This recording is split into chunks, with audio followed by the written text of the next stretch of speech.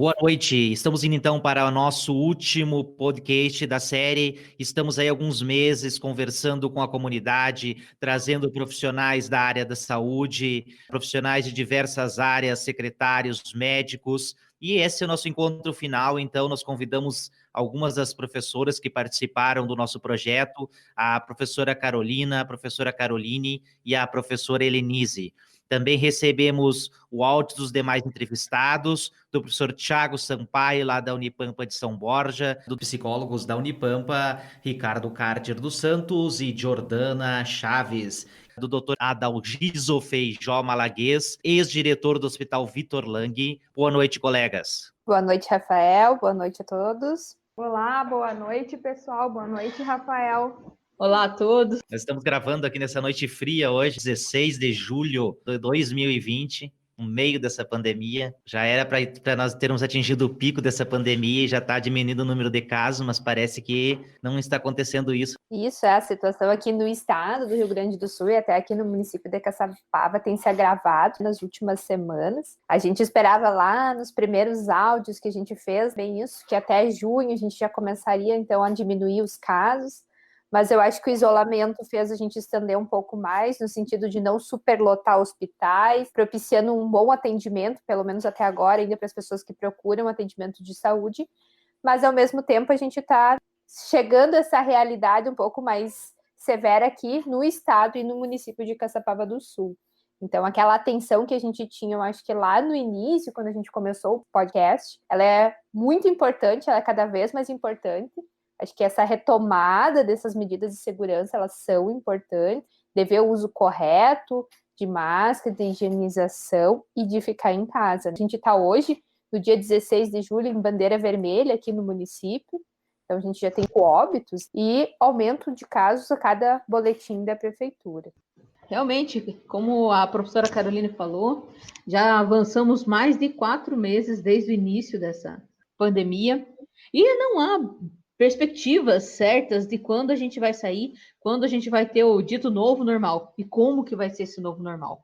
Mas, de qualquer forma, tudo depende daquilo que a gente vem discutindo ao longo de todos os episódios desse podcast, das normas de segurança, de saúde, de como a gente deve lidar com essa situação.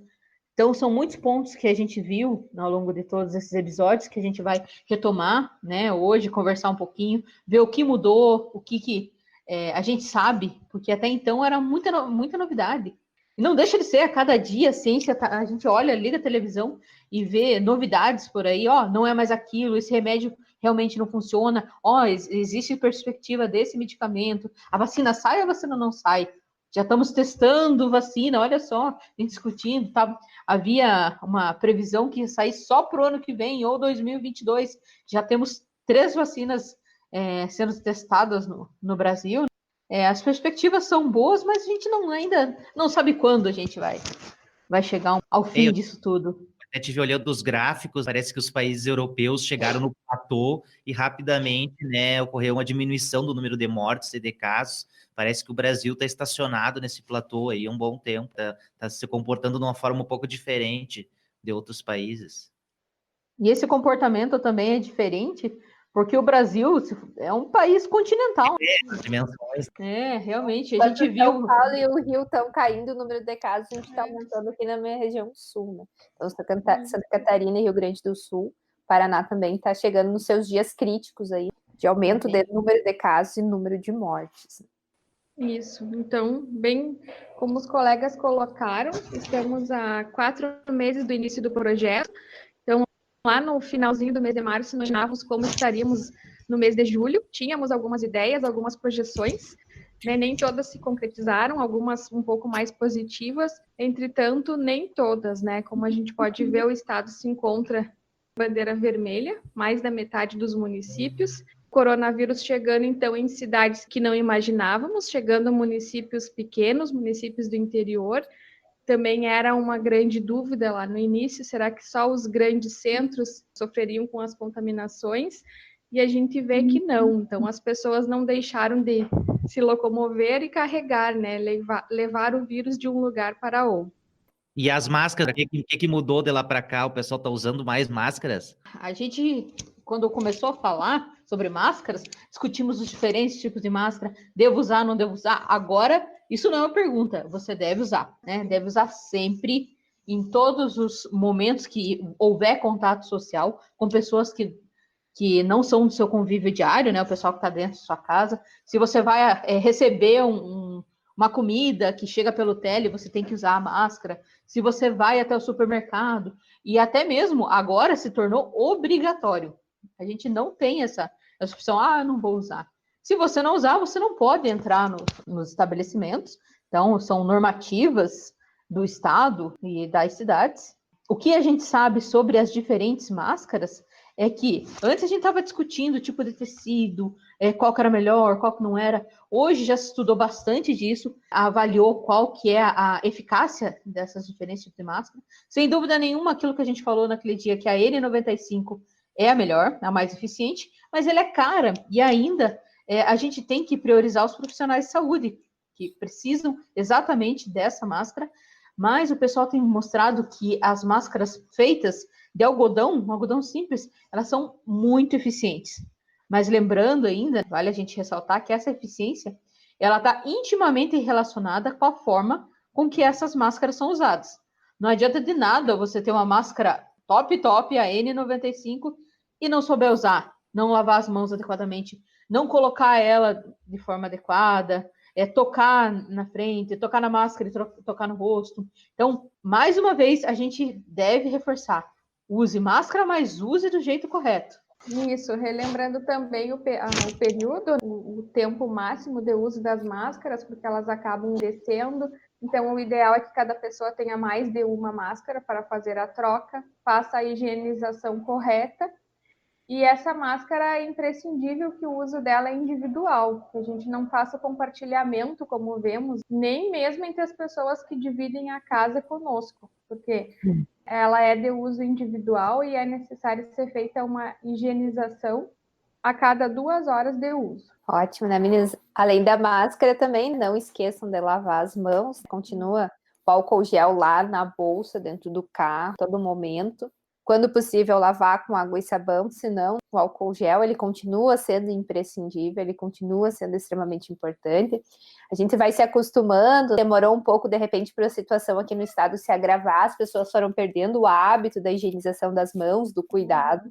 Então, é um momento bastante importante retomar esses cuidados com bastante rigor, que agora é o momento da gente se cuidar mais um pouquinho e evitar fazer parte dessas estatísticas que estão cada dia mais negativas aqui para o município e para o estado. Como nós somos professores, quais as perspectivas que vocês têm de retorno das atividades na instituição, na Unipampa, e o que vocês acham, o que está sendo prejudicado em relação à educação básica com essa pandemia?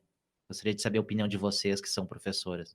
Bom, então, até agora, o cenário de reabertura de escolas e universidades, né, de instituições da educação, ainda não há um posicionamento concreto do Ministério da Educação. Há algumas iniciativas, né, como o nosso próprio estado do Rio Grande do Sul havia pensado em retomar as aulas para esse mês, caso elas já teriam retornado, e ainda bem que houve um retorno, né, dessa ideia, ela foi cancelada, pois há uma necessidade de um maior investimento para que a gente consiga reabrir escolas e universidades. Investimentos tanto na questão de infraestrutura, readequar toda a estrutura escolar, o ambiente físico, investir em cuidados sanitários, terão que ser redobrados. Então, hoje em dia, uma sala com 30 alunos, a gente não tem mais como trabalhar com essa perspectiva devido à pandemia. Então, as salas terão que ter um espaçamento maior, terão que ser mais arejados. Imagina uma turma num dia frio como hoje, uma turma numa sala fechada, todos os riscos que o professor corre e aqueles 30 e poucos alunos correm. Então, as medidas de cuidado, elas precisam ser redobradas e, para isso, há uma necessidade de maior investimentos. Eu não acredito que isso seja feito ainda durante esse ano. Na realidade, para haver um retorno de aulas, é imprescindível investimento numa vacina, porque senão, enquanto a gente não tiver uma vacinação campanhas, né, de vacinação. É impossível, eu acho. Até mesmo porque boa parte tem muitos professores que fazem parte do grupo de risco, têm comorbidades, e existem estudos que mostram que o professor ele tem 70% de chance, probabilidade maior de se contaminar, já que ele está em contato com um número muito maior de pessoas, e não só ele se contaminar, como um professor está lá na frente falando, ele pode acabar contaminando os alunos e desencadear uma cadeia de contaminação ainda maior do que aquela que a gente está vendo atualmente. E eu acho que uma das medidas que está sendo pensada para minimizar, então, a falta das aulas no encontro são essas atividades remotas que vêm sendo propostas, tanto o Estado, a Unipampa já está em atividades na pós-graduação retomadas, são atividades à distância, a graduação ainda se discute calendário, ainda se discute uma data para retorno, mas elas vêm numa tentativa de trazer o aluno de novo para próximo da universidade, tentar fazer o possível, fazer aquelas atividades que são viáveis serem feitas. A gente ainda não tem uma ideia tão clara, né, do quanto que vai ser satisfatório ou não, elas não retornaram, e o quanto que ela vai ser inclusiva ou não, o quanto nossos alunos conseguem participar ou não. Eu não sei se a Helenise quer comentar um pouquinho, mas no Estado a gente já vê que essa participação dos alunos ela não é satisfatória. Foram feitas várias alternativas de acesso para esses alunos e eles, mesmo assim, professores relatam, pelo menos os que eu converso, com as notícias que eu vejo, os alunos têm uma grande dificuldade de acesso. Então, mesmo tentando fazer essas atividades de forma remota, elas parecem que não estão sendo de forma ideal, né? E longe disso. Essas dificuldades mostram a precariedade que é a nossa rede ainda de comunicação. Às vezes a gente está em casa, tem uma boa internet, mas a gente não percebe que os nossos alunos não têm essa mesma infraestrutura, né, tanto de rede quanto de equipamento. Eu vi relatos de escolas, por exemplo, com 100 alunos, que apenas 10, ou seja, 10% dos alunos daquela escola estavam acessando as atividades no Classroom. Então, isso mostra que o problema, né, é mais grave, a gente não vai conseguir, né, dar esse acesso com qualidade para os nossos alunos na forma remota. O nosso país ainda tem essas limitações. Vamos ver o que vai acontecer no ensino superior, mas eu acredito que nós vamos nos deparar com problemas bastante semelhantes. Isso. Inclusive, algumas perspectivas nas discussões do governo numa tentativa de investimento do Fundeb para promover bolsas para alunos para terem um acesso mais adequado à internet. O problema é que essas discussões elas não foram adiante também porque devido aos problemas no Ministério da Educação, inclusive a falta de um ministro. E retomando um pouco a questão da Unipampa, a nossa universidade, ao longo desses 4 meses, promoveu e vem promovendo diversas capacitações, formações continuadas para professores em serviço, inclusive formações continuadas relacionadas ao uso das tecnologias em sala de aula. Então, muitos dos colegas aqui que participaram do projeto do podcast também participaram de projetos de formação continuada para professores, com o uso de ferramentas como o Meet, Google Classroom, e na tentativa de trazer discussões sobre esses instrumentos que serão tão úteis na questão do ensino remoto e poderão ser necessários aí até mesmo no próximo ano escolar. Então, esse é um recado que é importante da gente passar para a comunidade também, porque a gente ouve por aí, os professores estão parados, não estão fazendo nada. Ou muitas vezes, principalmente no ensino infantil, dos mais jovens, eu tenho que fazer o trabalho do professor, ele não está fazendo nada. Mas quem convive com esses professores, sabem que a elaboração do material diferenciado para esse momento, ele costuma gastar o dobro, o triplo do tempo para o planejamento, porque tem uma metodologia própria para que o aluno realmente consiga aprender sem a participação direta do professor como mediador ali. Então, realmente, os professores, tanto da educação básica, ensino fundamental e médio, e os professores universitários, eles estão nesse momento elaborando materiais diferenciados e estão também buscando se capacitar, porque esse tipo de instrumentos, esse tipo de abordagem de como ensinar utilizando mídias, isso é completamente novo para a grande maioria dos professores. Toma tempo e investimento, às vezes muitos professores estão comprando equipamentos, comprando mesas digitalizadoras, computadores ou celulares. Com dinheiro próprio. Com dinheiro próprio. Isso vale... a gente tem que ressaltar bastante. Os professores estão investindo para que os alunos consigam ter a melhor qualidade de ensino possível dentro dessa condição que a gente está vivendo. E até porque nós tínhamos a EAD, né, no nível de graduação, não existia um ensino remoto à distância para crianças, para educação básica. Eu acho que as escolas, as equipes pedagógicas das escolas estão de parabéns, porque eles receberam isso assim rapidamente, sem ter preparo nenhum, sem existir uma metodologia para trabalhar com essas crianças nesse nível de escolaridade, né, e se organizaram num tempo recorde para tentar trazer esse ensino para essas crianças que estão em casa. Não está sendo fácil, os relatos dos professores da educação básica, como a professora Carolina já comentou, eles têm demandado um tempo muito maior para preparar, até porque eles têm que dominar essa tecnologia e a metodologia também, que não existia para se trabalhar com crianças nesse nível de escolaridade. Mas vamos ver o que vai acontecer, o quanto nós vamos conseguir avançar nesse ano, em meio a essa pandemia. Isso. E falando um cenário que também lembrei agora, discutindo com os colegas, a questão das escolas de campo. Conversando com uma colega de São Gabriel, ela relatou que os alunos dela, da educação infantil, então alunos lá da escola, não tinham acesso à internet. Primeiro que não são alfabetizados, então ainda não têm ferramentas. E os pais também não têm acesso à internet, muitos ainda não têm nem o smartphone. E ela comentando que as aulas estão sendo transmitidas via rádio, via papéis. Eles viam há 15 dias uma quantidade de atividades para os alunos fazerem, e os pais acabam tendo que acompanhar em casa, tendo toda aquela jornada de trabalho, tendo que cuidar das crianças e acompanhar as crianças da educação infantil em casa. Então, são vários cenários que a gente nem imaginava também quando a pandemia iniciou lá em março. Várias escolas estão tentando manter suas atividades de cada uma da forma que melhor atende sua clientela, digamos assim. Então, numa escola de campo, né, a rádio comunitária, a rádio lá do município, auxiliando, porque eles não têm acesso à internet. Eu achei bem interessante a forma como eles se adequaram.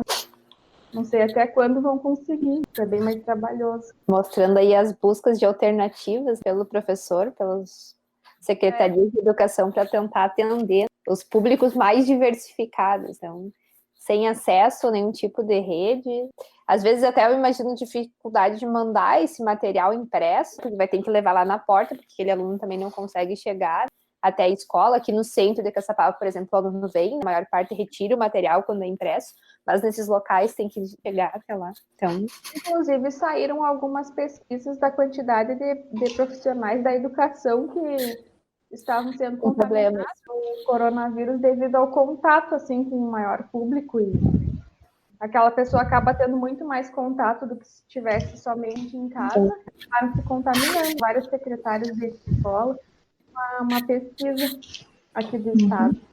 Ainda temos os áudios dos psicólogos da Unipampa, Ricardo Carter dos Santos e Jordana Chaves, que também irão compor este nosso último podcast.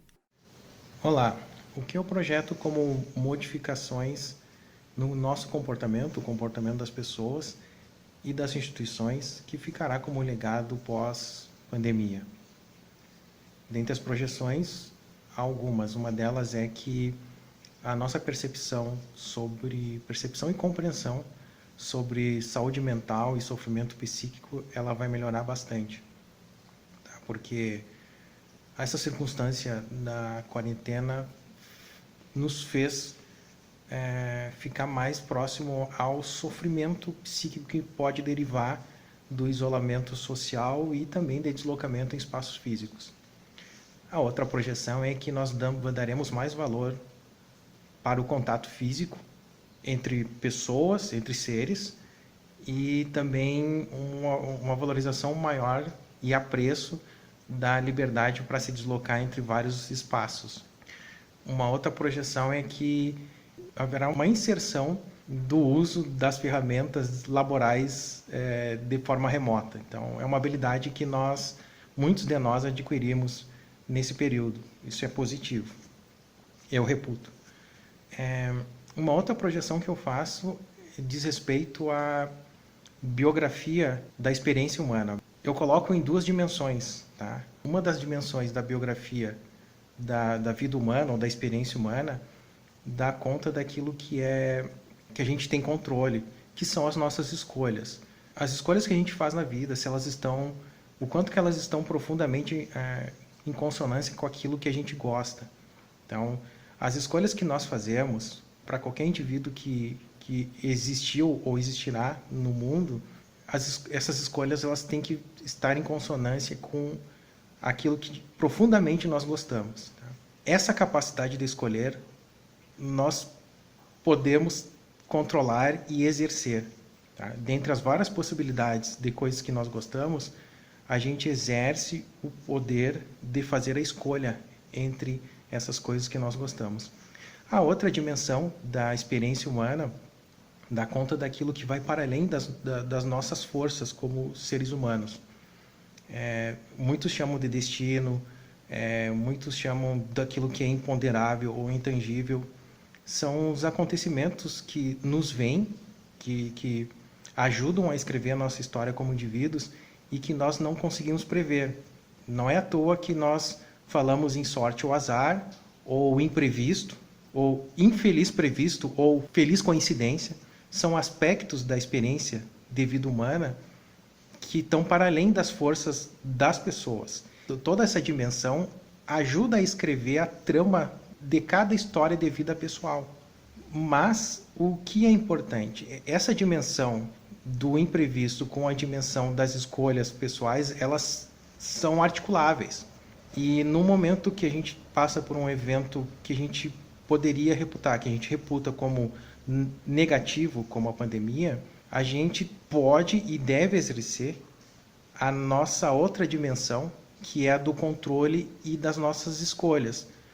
Nós podemos escolher, nós temos a caneta ou o lápis na mão para escrever as linhas da nossa história. Então, frente a um acontecimento que é negativo, nós podemos assumir a postura e agir para escrever a história de cada vida, da nossa vida, e faço o convite e peço que vocês convidem aos demais para escrever as suas vidas de uma forma onde nós sejamos autores. A pandemia certamente vai nos trazer muitas mudanças. A gente pode aí pensar em mudanças a nível individual, comunitário, social, mundial. Quanto psicóloga, eu acredito que muitas dessas mudanças elas serão positivas. A gente pode começar falando da resiliência, que é algo super importante para todos nós e que está sendo muito exercitado agora, que é a nossa capacidade de sofrer diante das adversidades, de resolver os problemas e crescer com isso. Então, nós estamos aí, suportando muita pressão, estamos suportando muito sofrimento diante de várias coisas que a gente tem visto na pandemia, a questão do distanciamento, a questão da privação de algumas liberdades que a gente tinha anteriormente. Certamente nós vamos sair muito mais fortes disso. Um outro ponto que a gente pode falar, que é bastante positivo, é o autoconhecimento. No distanciamento social, provavelmente nós estamos tendo mais tempo para passar em casa, sozinhos, tempo para refletir sobre a vida, e isso é super positivo. A chave para o nosso desenvolvimento, a chave para a nossa felicidade pessoal, está em reconhecer os nossos limites, as nossas capacidades, as nossas forças, e isso está sendo potencializado agora durante a pandemia. Pode não ser um processo fácil, às vezes é meio doloroso, ter que olhar para certas cicatrizes, mas certamente ao final desse processo a gente vai estar melhor. E uma terceira coisa que eu poderia indicar aqui, eu acredito que também é uma mudança muito positiva, é a mudança da gente se relacionar, as nossas relações com as outras pessoas, com a família, com o grupo de amigos, que eu também acho que vai ser muito positivo. A pandemia nos resgatou um olhar sobre o valor das coisas. Agora a gente consegue olhar para os valores pequenos, a felicidade dos pequenos momentos, que talvez antes a gente não tivesse conseguindo perceber direito. Agora, durante a pandemia, a gente pôde olhar para isso, pôde ver a importância do toque, do abraço, do estar junto. E a gente vai sair disso tudo podendo valorizar mais esses momentos, olhar mais no olho, conversar mais diretamente, valorizar o abraço que agora nos é tão desejado, mas que não é o momento por precaução. Então, isso são coisas muito positivas que a pandemia está nos trazendo. Eu apontaria agora esses 3 fatores: a resiliência, o autoconhecimento e a valorização das relações interpessoais. Obrigada! Ainda temos as falas do professor do campus de São Borja, o Tiago Santos, autor da pesquisa de propagação da Covid nos municípios sede de campus da Unipampa. As projeções elas indicavam que os municípios não teriam capacidade de atender a demanda. Então, era necessário que se efetivassem medidas de controle para que você não tivesse um grande número de casos. Então, isso foi possível no primeiro momento. Os municípios, eles trabalharam para reduzir esse contágio. E nós tínhamos casos concentrados em grandes centros. Quando nós falávamos em Achatá-Curva, nós estávamos falando sobre esses grandes centros. Agora, a Covid-19 ela se espalha para o interior do Brasil. Então, é necessário que os municípios eles reforcem ainda mais essas medidas de controle. E ainda fala do médico Adalgiso Malaguês, médico intensivista e anestesista do Hospital Victor Lang, em Caçapava do Sul. Boa noite a todos, meu nome é Adalgiso Feijó Malaguês, eu sou médico anestesiologista. Então, para participar desse podcast, onde me foi instado a falar sobre as projeções futuras do que vai acontecer pós-pandemia, principalmente em relação às relações sociais e as relações entre as instituições, principalmente as públicas. Eu acho que ainda é um pouco cedo, principalmente em Caçapava, para a gente projetar o futuro, porque a gente na nossa cidade ainda não chegamos num ponto máximo de infecção, de transmissão, de pico dessa doença. Então, a primeira coisa de tudo é preciso cuidar das pessoas que vão ficar doentes. Uma cidade pequena, uma cidade que tem pouca estrutura, né? Embora tenha um corpo clínico, um corpo técnico dentro do hospital que é capaz de fazer um bom serviço, nós somos ainda uma cidade pequena e temos que ter cuidado com as nossas pessoas que vão adoecer, principalmente aquelas que vão adoecer de forma grave. O futuro é uma incógnita, mas é um futuro de pessimismo, porque a gente vê que o país está empobrecendo, a gente vê que as pessoas vão ter dificuldade, a gente vai ver que tem mais desemprego, que vai ter menos possibilidade de espalhar renda para as pessoas de menor poder aquisitivo, né? Mas a gente tem que ter esperança, a gente tem que trabalhar sério, dentro da lei, dentro das nossas possibilidades. Espero que as pessoas tenham mais empatia umas com as outras ao longo desses próximos anos que virão, que serão anos mais sombrios. E as instituições, principalmente o nosso SUS, né, que é tão debelado nas opiniões das pessoas. Hoje a gente vê que se não fosse o SUS, essa pandemia seria muito pior do que está sendo. Então a gente tem que fortalecer o SUS. Fortalecer o SUS significa desde a ponta do SUS, que faz o atendimento lá no posto de saúde, até cobrança dos nossos políticos, dos nossos agentes jurídicos, para quem o SUS deve ser fiscalizado, deve ser bem orientado, deve ter uma boa justiça no tratamento do dinheiro público. Então, em relação às instituições, eu prefiro falar do SUS, que as outras instituições eu realmente fica um pouco paralelo à minha linha de atuação. O hospital, eu espero que seja fortalecido, com muitas aprendizagens. A gente está vivendo a nossa própria gripe espanhola da nossa geração. Então a gente aprendeu muito ao longo deste processo, está aprendendo ainda ao longo deste processo. E com certeza o hospital, os profissionais que trabalham no hospital vão sair mais fortalecidos, mais sábios e com melhor aprendizado em relação a tudo. Aos nossos governantes, aí cabe à população ao povo julgar, e vai julgar como sempre faz no sistema republicano e democrático nas eleições. O que foi feito, o que deixou de ser feito, o que foi feito de maneira equivocada, o que foi feito de maneira certa.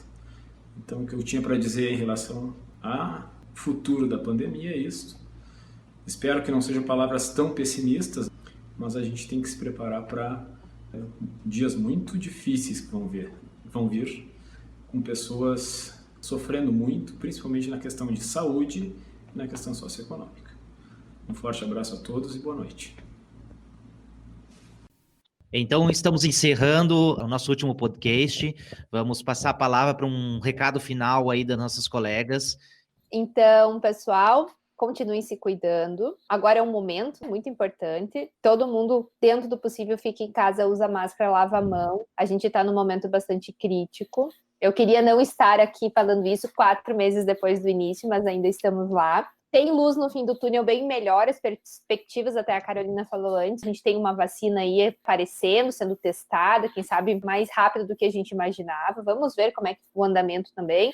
Algumas medicações novas sendo testadas. Eu acho que a gente tem um quadro melhor do que estava lá em março, apesar disso ter se estendido bem mais do que a gente imaginava que iria se estender. Então, fiquem bem, se cuidem das pessoas que vocês gostam, cuidem dos seus familiares, ajudem a divulgar as prevenções necessárias, insistam para pais, avós usarem máscara, não saírem de casa, ficar o máximo possível dentro de casa. Vamos aguentar mais um pouco, pela nossa saúde e pela saúde das pessoas que a gente ama, né?